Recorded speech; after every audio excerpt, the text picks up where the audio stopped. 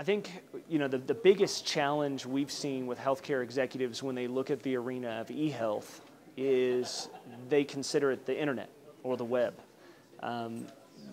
Much like Delta.com has changed the way the virtual is the front door to Delta Airlines, we need to consider the website and the way that patients interact with your healthcare organization as the virtual front door to your hospital.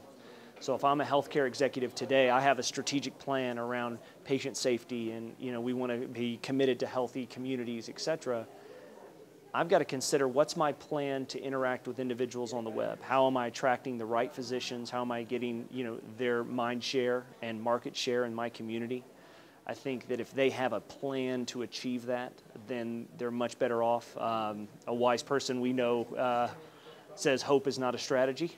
So hoping that physicians will refer to my hospital, hoping that patients will come into the front door is not a strategy for the hospital. So I think the number one advice that I would give to a hospital executive is, what is your plan for e-health? What's your roadmap to success?